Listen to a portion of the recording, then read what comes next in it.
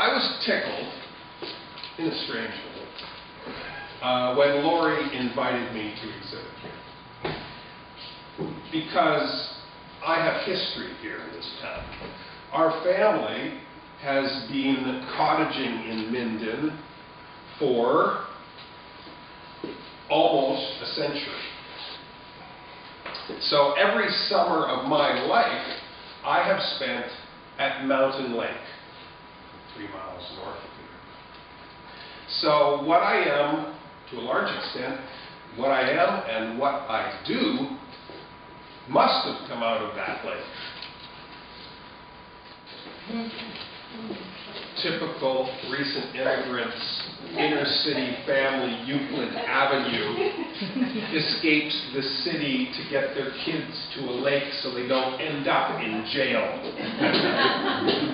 That is my grandmother on the very left, and my great aunt just holding the car. This is my mother. She's now what, 90? Wow. And her 2 brothers on either side of her, the ones that would have, I guarantee you, ended up in jail if they had stayed in Toronto each summer. So each summer, the women and children were shipped off to the lake, and the men went back to the city.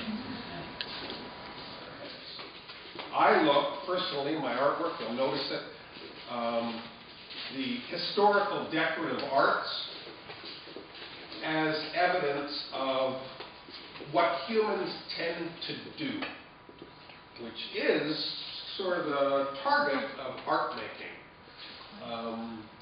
Our brains, experiment. They make irrational couplings. Brain is quite comfortable with illogical, emotional hunches. Those are the things, those curiosities and subterranean desires are what I try to illustrate in my drawings and my objects. Okay, so another angle or aspect or view of history. I mean, there are certain cultural icons that persist. As you can see, the furnitural-ishness thing is the territory that I operate in. Know this table. So I started creating objects that resonate of that memory, but aren't direct copies. And to my surprise, these are quite popular. I've sold many of these tables, each one quite different, each one a total mess. But when people look at them, they see not only the fun of the assembly of these things, but a memory of the icon as they were called.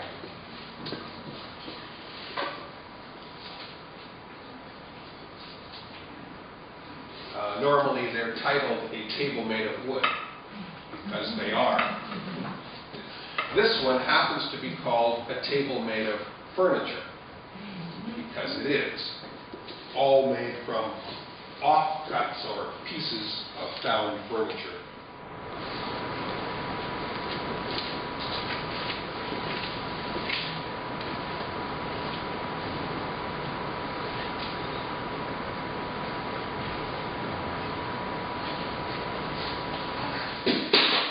So, I mean, artists are supposed to be looking for the new. The new I'm looking for is in the past. Everything that we are capable of has already occurred, in my opinion. And very superficially, we can see how our desires of style and form infuse everything that we make.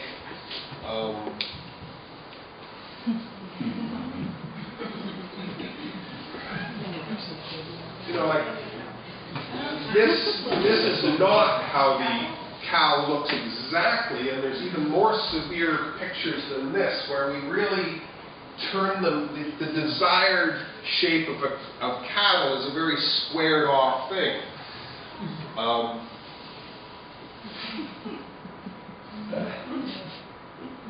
Early, there's a connection going on there. And of course, this leads to one of the pieces in the exhibition called autonomic table, which autonomic means like a reflex, intuitive reflex, undisciplined. So what do you see here? A cow kneeling. So with very little intervention on a historic object, we have a completely animated piece of furniture. There's details that are, move it into more than a kneeling cow, in that, if I can, I sort of broaden the infusion of human